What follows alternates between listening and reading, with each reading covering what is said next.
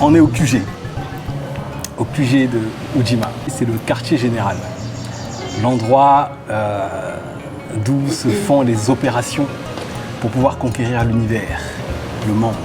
Voilà, c'est ça le QG. Le plan pour conquérir l'univers, c'est de conquérir les univers, c'est-à-dire le mental des gens. Donc on doit mettre en place des stratégies pour pouvoir atteindre le mental qui a été colonisé bien évidemment par les colonisateurs, parce que c'était une véritable guerre qu'il y a eu dans le ciel, dans les cieux, guerre du mental. Et cette guerre qui s'effectue au niveau du mental, donc, a fait que la quasi-totalité des individus aujourd'hui ont le mental piraté et qui font exécuter toutes les stratégies qui permettent au système raciste ou à la suprématie blanche de s'expandre un peu partout. Et donc il nous fallait un lieu à partir duquel on allait pouvoir renverser la tendance. Et donc il se trouve que c'est au Bénin. Ujima, c'est un mouvement. C'est un mouvement, j'aurais pu dire avant c'est une association. Mais avant d'être une association, c'est déjà un état d'esprit en fait. C'est un état d'esprit. Donc le mot en lui-même, il signifie le travail collaboratif, la responsabilité collective, etc. Et donc je dirais que c'est d'abord ce mouvement-là d'essayer de rassembler, on va dire, les rescapés de la guerre, de cette guerre du mental, pour travailler avec ces êtres-là pour pouvoir reconquérir l'univers. Voilà. Et donc c'est une association de ces énergies-là, Ujima. C'est une association de ces énergies-là. Et donc ça signifie le travail collectif, la responsabilité collective. Et c'est ensuite une association. C'est ensuite une association. Et en même temps, c'est aussi un acronyme. Chaque lettre a une signification. Et cette signification, c'est un peu un mode opératoire, finalement. Donc quand tu me disais, c'est quoi la stratégie pour reconquérir l'univers, c'est un peu ça la stratégie, c'est UJIMA. Donc l'unification pour le U, le J c'est la jonction, le I c'est l'interdépendance, le M c'est le maintien et le A c'est l'amélioration continue. Donc là on a un modus operandi. On réalise une unification, la jonction, on fait en sorte de faire prendre conscience à tout le monde qu'on est interdépendant et que nos actions ont des répercussions un peu partout. Et ensuite, une fois qu'on a trouvé cette union, cette jonction et cette interdépendance qui sont un peu cohérentes, on la maintient et on l'améliore. On sait quel est le but de Ujima. Le but de Ujima qui est de quelque part d'élever en fait la Terre avec tout ce qu'elle contient. Et donc l'un des objectifs justement pour atteindre ce but-là, c'est déjà de créer des nouvelles consciences, des nouveaux êtres qui seront eux capables de créer cette nouvelle humanité, ce nouveau monde, ces nouveaux cieux, cette nouvelle Terre dont on a besoin aujourd'hui. Et pour cela, on a commencé par un domaine qui est celui de l'éducation. Parce qu'on ne peut pas intervenir au niveau du mental, on ne peut pas réveiller un paradigme si on n'éduque pas en fait, les gens à ce qui est bien, à ce qui est mal. Donc l'un des objectifs, c'est d'éduquer. Et quand on dit éduquer, c'est vraiment en fait servir de rappel aux autres en leur disant, bah voilà, aujourd'hui le monde est comme ça, on va dire A, alors qu'il aurait dû être comme ça, c'est-à-dire Z. Donc l'idée derrière l'éducation, c'est de prendre les gens au niveau A et de les conduire à Z. La rééducation consiste à revenir justement sur les basiques en faisant prendre conscience aux gens que la première chose que l'on doit savoir, par expérience bien évidemment, c'est qu'il est bon de revenir sur ses certitudes. Ça, c'est le premier élément. Parce que ce qui peut nous empêcher de nous rééduquer, c'est de croire que l'on est éduqué. Donc, il faut un peu faire prendre conscience aux gens que cette attitude de sachant est une attitude qui nous empêche d'aller de l'avant. Et ça, c'est ce qu'on appelle à Ujima la science de l'apprentissage.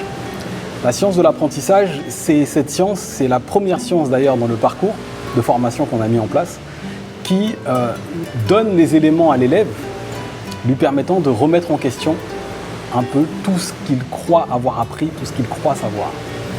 Et c'est là le premier pas pour la rééducation. C'est vrai que si un adulte croit qu'il sait tout et qu'il est arrivé, ce sera quasiment impossible de faire quoi que ce soit pour lui. C'est un peu comme un médecin qui pose un diagnostic parce qu'il est expert de son domaine, il dit vous avez telle maladie. Le médecin ne pourra absolument rien faire tant que le patient n'accepte pas que oui, effectivement, il est malade. Donc c'est ça, c'est le premier élément de base. Et on l'appelait la science de l'apprentissage.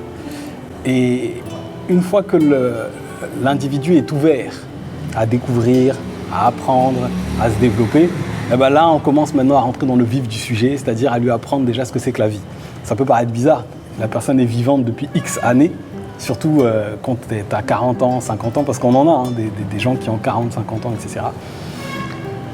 Et là, ils se rendent compte effectivement qu'ils ne savent pas ce qu'est la vie, ou ils ne savent plus ce qu'est la vie. À partir de là, on pose les bases de l'existence en fait. On pose les bases de l'existence, de se dire, mais si tu vis, aujourd'hui, c'est pour un but. Quel est ce but? Et c'est ce qu'ils apprennent dans la science justement de l'existence, la deuxième science. Quel est le but de la vie? Pourquoi on est là? Parce que c'est ce pourquoi qui va ensuite déterminer le comment. Sans pourquoi, il ne peut pas y avoir de comment clair, net et précis. Et on a eu d'ailleurs dans le passé à donner des comment aux gens, mais les comment n'ont pas porté leurs fruits parce qu'il n'y avait pas le pourquoi. Le pourquoi était vraiment la base de tout. Vraiment la base de tout. Et donc il était important de revenir sur pourquoi est-ce que nous sommes en vie, pourquoi est-ce que nous vivons, pourquoi est-ce que nous existons, quel est le but de notre vie, qu'est-ce que je suis venu faire ici sur Terre. Et une fois qu'on a répondu à ces questions de façon globale, parce que l'individu, l'élève après de lui-même va arriver à sa propre conclusion concernant son rôle à jouer dans le monde, mais une fois qu'on a répondu à cette question de façon globale, on peut ensuite maintenant parler du comment. On peut ensuite parler du comment. Donc il y a le fait d'accepter de se remettre en question, savoir qu'on ne sait peut-être pas tout, ou peut-être qu'on sait tout, et ça va être bon de reconfirmer effectivement qu'on sait, et ensuite de savoir pourquoi est-ce que nous vivons.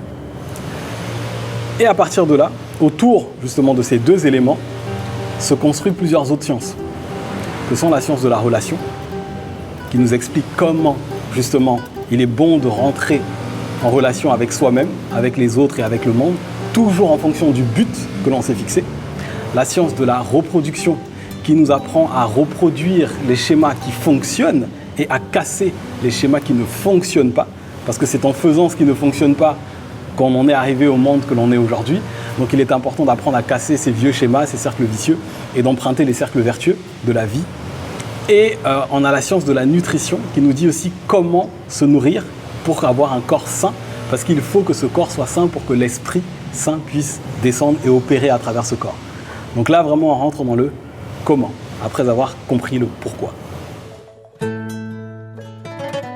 Il y a la personne qui se cherche, voilà, qui se cherche totalement du début à la fin, qui cherche des réponses et qui est relativement jeune ou pas, mais en tout cas, elle ne s'est jamais penchée sur ce genre de questionnement. Il y a aussi la personne qui a déjà cherché à droite, à gauche, qui n'a pas eu les réponses qu'elle voulait, qui n'était pas satisfaite de ce qu'elle a appris et qui continue sa quête et sa recherche. Et il y a la personne qui veut transmettre à ses enfants aussi, qui cherche en fait de quoi lui transmettre différemment. Pour elle, ce qu'elle a appris, ça lui convient plus ou moins, mais elle sait que pour ses enfants, il faudrait autre chose, donc elle cherche par rapport à ça. Enfin, il y a vraiment toutes sortes de profils en fait, donc c'est assez varié. C'est vraiment assez varié. Et en termes d'âge, ça peut aller de 9-12 ans jusqu'à X années, 60 ans. Excellente question, Nelly. Excellente question. Vraiment, ça va servir à nos internautes. C'est important parce que charité bien ordonnée commence par soi-même. Et c'est important de préciser que Ujima, quand on a créé Ujima, le but était de résoudre les problématiques liées à notre temps. C'est le temps présent. On parle du temps présent. C'est important de comprendre ça. Et étant nous-mêmes mélanodermes, donc des êtres mélanisés, on ne peut que commencer par soi-même. Il est bon de commencer par soi-même. Et c'est pour ça qu'on précise que la priorité pour nous, c'est les mélanisés, bien évidemment. Mais comme on sait qu'aujourd'hui, la quasi-totalité de la planète a un réel problème identitaire, une crise identitaire, une fois qu'on aura réglé notre problème à nous, on va ensuite aider les autres à régler leurs problèmes s'ils le veulent, bien évidemment, s'ils le veulent. C'est important parce que comme on fait tous partie de l'espèce humaine, on va dire ça comme ça, parce qu'après il y a des particularités, comme on fait tous partie de l'espèce humaine, si un groupe de cette espèce se sent bien et qu'un autre groupe se sent mal, à un moment donné, si celui qui se sent mal n'est pas guéri, il viendra polluer, attaquer celui qui se sent bien.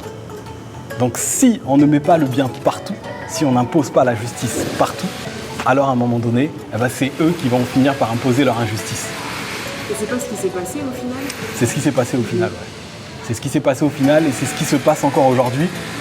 Quand on entend certains discours qui disent que oui, certains des mélanodermes ou des mélanisés sont trop universalistes, faut laisser les autres dans leurs trucs, faut s'occuper que de nous, etc.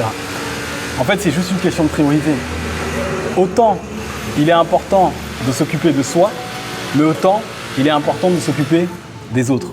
Parce que je prends l'exemple encore du corps humain. Si j'ai un organe de mon corps qui est malade, c'est lui qui va attirer toute l'attention. Et si je ne m'en occupe pas, il risque de pourrir tout le corps dans son entièreté. Le parcours est essentiellement en ligne.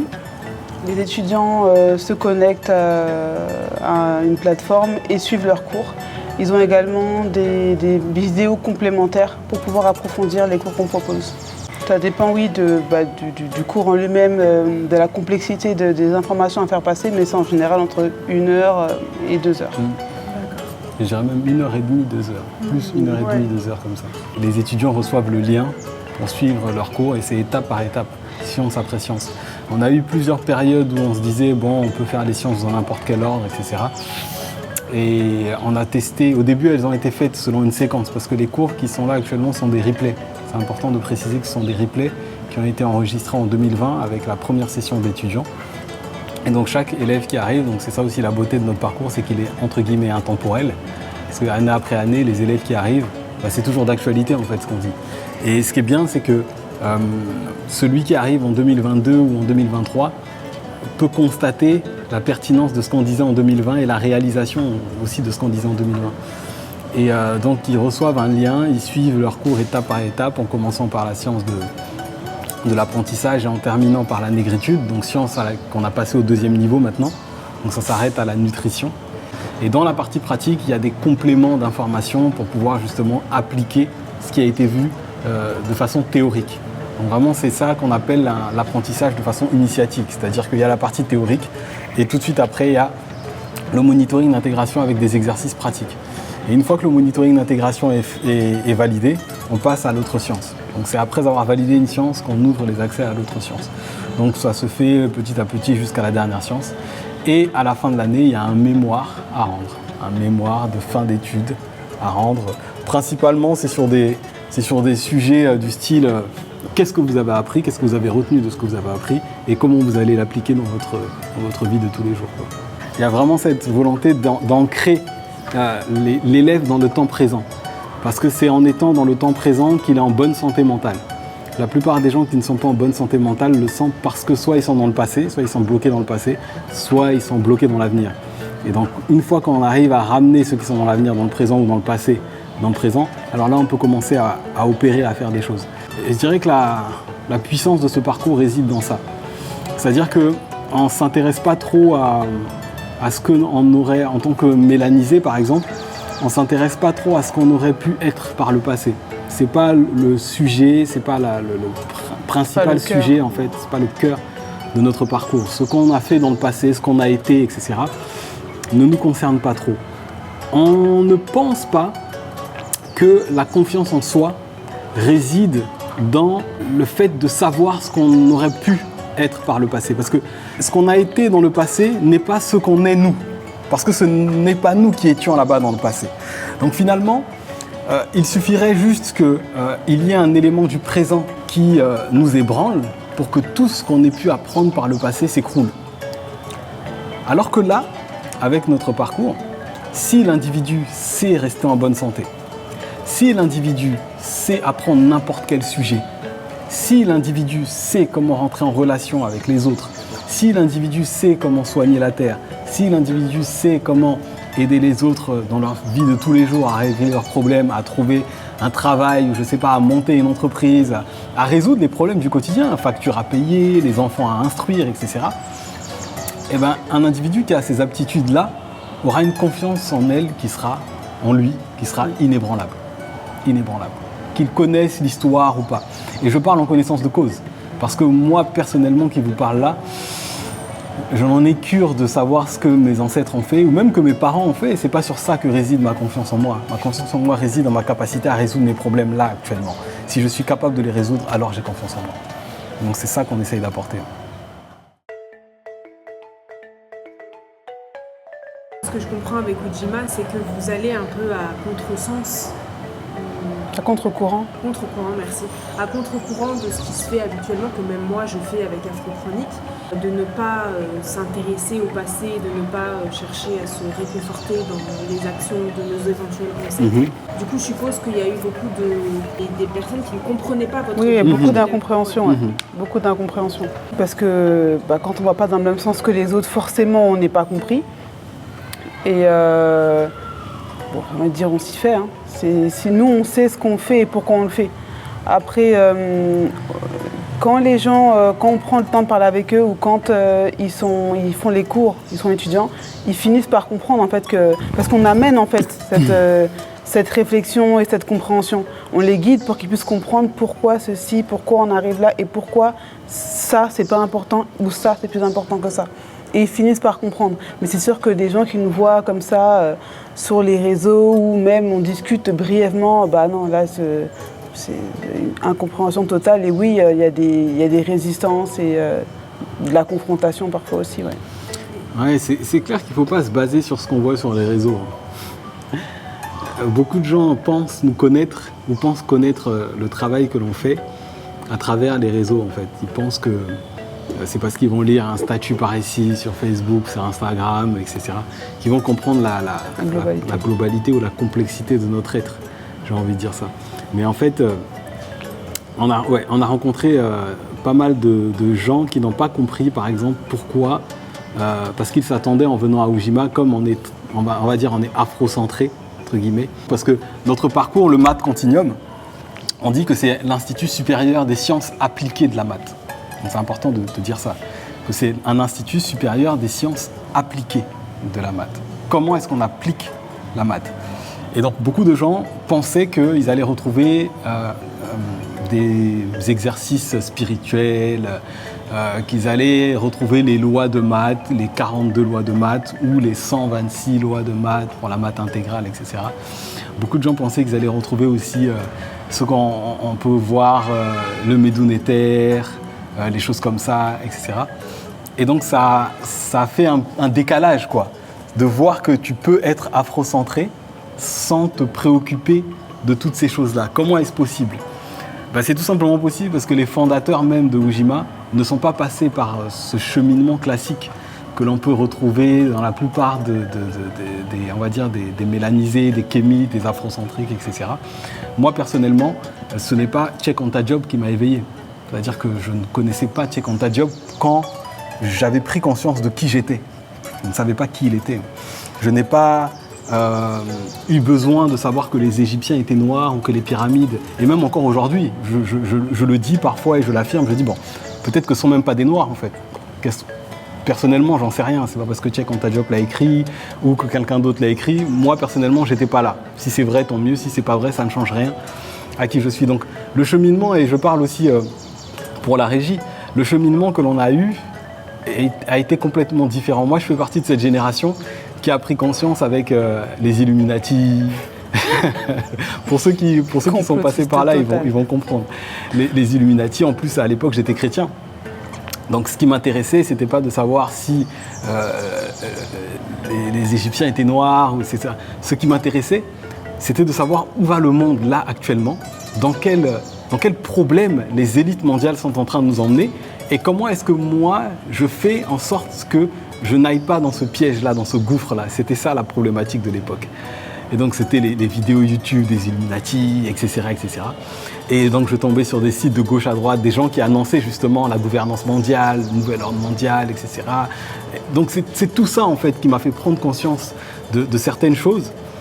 Et à partir de ce moment, je me suis dit, mais il est important pour nous, aujourd'hui, à l'instant où on parle, d'apprendre comment échapper justement à toute ce plan, ce projet d'extermination qui arrive sur nous. Et là, je parle comme ça, on était en 2010, en 2010.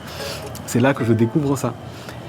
Et justement, à travers mes recherches, à travers mes pratiques, de mieux m'alimenter, de mieux respirer, de mieux dormir, de sortir du système du salariat, etc.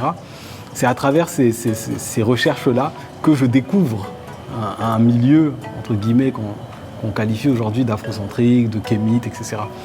Et donc je fréquente un peu ces milieux-là, et c'est là que je me rends compte qu'en fait, qu'ils sont très fermés sur l'histoire. Concrètement, c'est ça. Ils sont très, très fermés sur l'histoire. Dès qu'on sortait de l'histoire, il n'y avait plus rien. Quasiment, il n'y avait plus rien.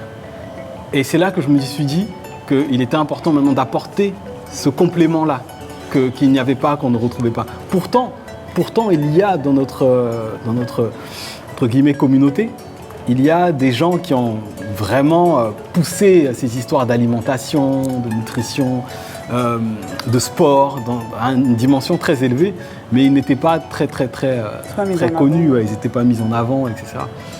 Et donc, c'est en discutant un jour dans une cuisine d'ailleurs, dans l'ancien QG, avec la régie, qu'on s'est dit, on était debout, on se parlait, on s'est dit, est-ce qu'il est temps de mettre un terme à ce cercle vicieux dans lequel on est, où on est constamment tué, que ce soit par l'alimentation ou que ce soit par les contrôles policiers. On nous refuse le travail, on nous refuse les appartements, on nous refuse. Malgré toute la connaissance historique qu'on peut avoir, on reste néanmoins victime, en fait, incapable de tracer notre voie par nous-mêmes. Et c'est là qu'en se parlant, on s'est dit, il est temps de dire stop, ça doit s'arrêter là. Et on a fait un serment, en fait, on s'est dit, il faut qu'on arrête ça. Et c'est comme ça qu'on a créé l'association Mujiba. On s'est dit qu'il faut qu'on donne les aptitudes à chacun de pouvoir, à son niveau, commencer déjà à mettre fin à ce système de prédation, en fait, qui nous détruit de toutes parts. Notre arrivée au QG ici au Bénin nous permet clairement de nous expandre. Par exemple, quand on parle d'autonomie alimentaire, c'était quasi impossible de le faire à ces prix-là. C'était quasi impossible de le faire en France, quasiment impossible. Et notre arrivée ici nous permet déjà d'avoir un lieu. Notre arrivée ici nous a donné accès à des univers dont on n'aurait jamais pu avoir accès là-bas. On travaille avec des architectes, on travaille avec des permaculteurs, on travaille avec des restaurateurs, des chefs de restaurants, etc., qui vont en plus de ça dans le sens dans lequel on est en train d'aller. Donc ça fait des partenaires de poids pour créer ce nouveau monde, en fait. Et notre arrivée ici nous donne quelque part la possibilité d'agir directement auprès des populations à changer, des populations à transformer. Ceux-là même qui n'ont pas accès à certaines informations et qui, s'ils avaient accès à cela, opéreraient une transformation, opéreraient un changement. Donc l'arrivée ici au Bénin a vraiment amplifié notre action et nous a donné à nous personnellement et à l'association plus qu'une raison d'être. Là, on est vraiment dans notre raison d'être. Pour prendre le cas de la France, par exemple, les diasporans, si je peux les appeler comme ça, les mélanisés de l'Europe, de l'Occident, peuvent être réceptifs à ce genre de message. Mais la situation en Europe, en Occident, est telle que même si on est réceptif et qu'on voudrait appliquer cela, c'est-à-dire faire ce qui va nous conduire vers la liberté totale, l'oppression est telle qu'on ne peut même plus, en fait. L'oppression est telle que même si on est réceptif, même si on veut faire l'autonomie alimentaire, même si on veut reprendre le contrôle de l'éducation de nos enfants, même si on veut monter une structure où le travail, c'est la collaboration, tout le monde est gagnant-gagnant. L'oppression est telle que ce n'est plus possible de le faire. Et notre arrivée au Bénin nous donne cette lueur d'espoir, en disant que oui, c'est encore possible dans certaines contrées de la planète, c'est encore possible. Donc c'est ça qui est magique. La permaculture, déjà, par définition, ça signifie une culture permanente. Donc on est bien loin de la simple définition réductrice que certains en ont, qui est que ce soit de l'agriculture biologique, par exemple. Quand on parle de culture, il faut bien comprendre qu'il est question de cultiver. On cultive quelque chose. Et on va le cultiver de façon permanente. Donc la permaculture, c'est qu'est-ce qui se cultive de façon permanente? Qu'est-ce qui ne change pas, quels que soient les temps, quelles que soient les circonstances, etc. Et la seule chose qui demeure éternelle aujourd'hui, ce sont les lois de la nature. Et donc la permaculture consiste à extraire de la nature les lois de gouvernance qui vont nous permettre d'établir une culture qui soit permanente. Et forcément, si elle est permanente, elle est universelle, elle est transposable à n'importe quel peuple, etc., etc. Et donc nous, notre vision de la permaculture, c'est de dire que déjà, quel que soit l'endroit où l'on est, l'être qui porte cette vision doit être capable d'implémenter cette vision, quel que soit là où il se trouve. Donc tu nous as posé la question par rapport aux paniers, et les paniers sont là parce que nous sommes dans un milieu urbain, par exemple. Ce milieu urbain, il est un peu à l'image de la planète sur laquelle on vit. La planète sur laquelle on vit, qui est une cellule, qui est un organisme vivant, nous disons à Ujima qu'elle est atteinte d'un cancer. Et ce cancer, c'est l'urbanisation. Ce cancer, c'est le capitalisme. Ce sont toutes ces choses en fait, qui empêchent les cellules de se développer. Donc quand un pays arrive, une entreprise arrive et commence à bétonner partout, à cimenter, etc., c'est un cancer.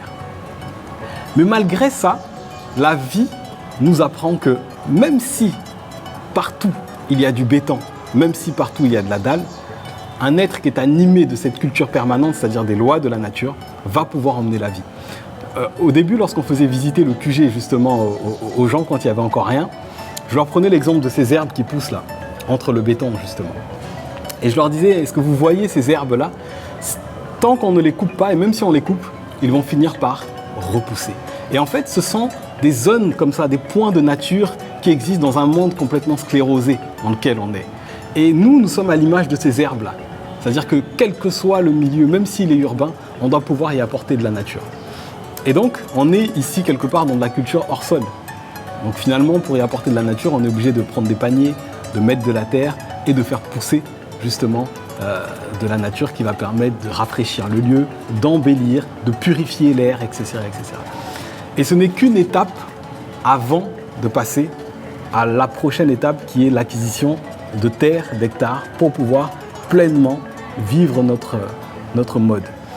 Et cette permaculture-là que nous, on enseigne à Ujima, c'est une permaculture qui est donc inspirée de ce qu'on appelle la Mahat intégrale, au final. C'est-à-dire que c'est un mode de pensée naturel, bien évidemment, qui prône la vie et qui va être implémenté, qui va être mis en place dans les 9 domaines des activités humaines. Donc les 9 domaines que l'on enseigne à Ujima dans la science de la négritude, par exemple. Et ce n'est que lorsque l'équilibre sera mis en place dans les 9 domaines qu'on pourra dire qu'on a atteint notre but. Voilà. Donc c'est ça notre vision de la permaculture et c'est ça qu'on enseigne ici au QG, ceux qui viennent en séjour et compagnie. Moi personnellement, avec le recul, donc je peux le dire maintenant, j'étais une personne encore assez impatiente, pas assez persévérante. Bon, en tout cas, je peux dire que maintenant, je suis plus persévérante, plus patiente, plus courageuse. En tout cas, l'arrivée au Bénin m'a permis de me dépasser. De me dépasser sur tous les plans, en fait. Pour tout. Pour des petites choses comme passer une commande au restaurant ou autre, ou faire des liens avec les voisins. Enfin, vraiment pour tout, me dépasser pour tout, même pour ici. Comme il disait, en fait, on est dans un milieu urbain, dans une ville. On veut de la nature, faut la porter. Et maintenant, comment on va faire avec nos principes, nos valeurs, pour pouvoir faire pousser des choses, parce qu'on n'a vraiment pas beaucoup d'espace naturellement avec de la terre. Donc on a pensé à plusieurs choses et on en est arrivé, après un certain temps, au panier. parce qu'on ne veut pas de plastique, parce qu'on ne veut pas ceci, parce qu'on ne veut pas cela. Et c'est tout ça en fait. Donc c'est vraiment me dépasser, j'ai appris à me dépasser, de manière générale à me dépasser. Ce que j'ai maintenant, c'est, en tout cas je le vois depuis que je suis en Afrique, c'est que j'ai comme un horizon qui s'est élargi en fait. Il y a beaucoup plus de choses qui sont possibles, en tout cas dans mon mental, beaucoup plus de choses sont possibles. Alors qu'avant, je voyais beaucoup plus de freins, en même temps il y en avait plus aussi, donc forcément je les voyais. Mais ici, même s'il y en a, les choses qui pourraient paraître compliquées à faire en Europe, elles sont beaucoup plus simples ici en fait. Comme on en parlait, il n'y a pas de prise ici, bon on peut voir avec un électricien si on peut mettre une prise. En Europe, c'est pas aussi simple en fait. Est-ce que c'est ton appartement? Est-ce qu'il saura faire ça? Comment est fait le truc? Est-ce que dans l'immeuble, il y a déjà... Ici en fait, c'est... Tu viens, tu demandes. Et ce qui est bien, c'est que, je ne sais pas si c'est comme ça partout en Afrique, mais en tout cas au Bénin, il n'y a pas de problème. On va le faire. Oui, je peux le faire. En tout cas, il n'y a pas de frein. Eux, ils ne se mettent pas de frein. Donc en fait, ça nous pousse, nous aussi, à aller dans ce mouvement-là. Pour moi, qui est-ce qu'on était? Je dirais qu'on était des individus, des êtres pleins d'aptitudes. Et ça me fait penser à ce qu'on disait récemment par rapport à la peur de perdre. Ce qu'on a. Parce que qui étions-nous et donc qu'est-ce que nous avions? Nous n'avions rien quand nous sommes arrivés. Nous avions que nous, nos deux corps, notre mental, qui en plus de ça n'est pas encore bien restauré. Mais malgré ça, on a pu avoir ce qu'on a aujourd'hui parce qu'on était des êtres pleins d'aptitudes. Et c'est aussi ça que l'on veut montrer, que l'on veut démontrer à travers notre association. C'est que s'il y a une chose qu'il faille fabriquer chez l'homme, ce sont les aptitudes. C'est pour ça que lorsqu'on parle de Ujima, on parle beaucoup de la fabrique de compétences.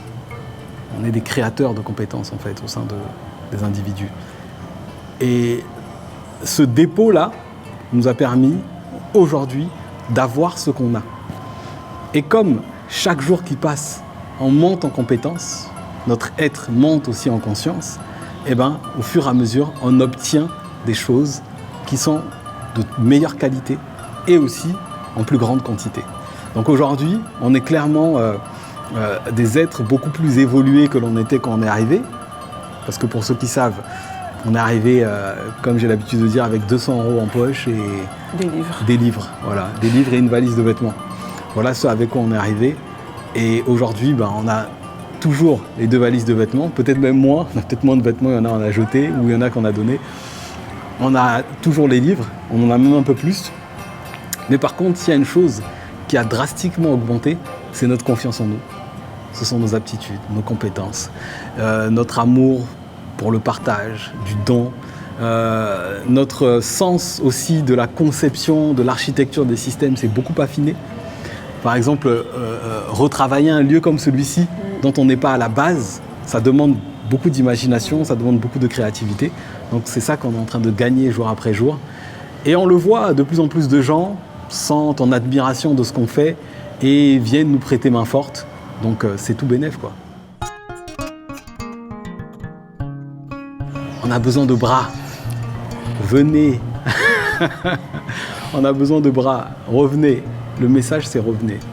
Revenez, on a besoin de bras. Mais ce message ne s'adresse pas à tout le monde. Mais ceux qui se reconnaîtront, venez, on a besoin de bras. On a tout mis en place pour que les personnes qui ont envie de faire et de bien faire puissent venir. On a mis les bases en place. On va continuer à avancer ensemble, à créer ensemble. Mais en tout cas, il y a l'essentiel pour qu'on puisse faire de belles choses ensemble, en tout cas. Déjà, vous vous prenez pour des personnes chez Père, là, avec la plante qu'on voit. Les commentaires vont y aller, là. Déjà, avec ta barbe. Avec l'arachide. La totale. Acceptons. Nous sommes perchés, en vrai. On est perchés, on est très perchés. Au sens propre comme au sens figuré. Hein. C'est-à-dire qu'il y a des gens, quand on leur parle, on est obligé de descendre à un certain niveau pour qu'ils comprennent ce qu'on dit. Et donc du coup, l'objectif du Ujima, c'est de les faire monter à votre niveau de perchitude. C'est ça. De les percher à leur tour. Pour qu'on se comprenne entre pairs. C'est une secte, c'est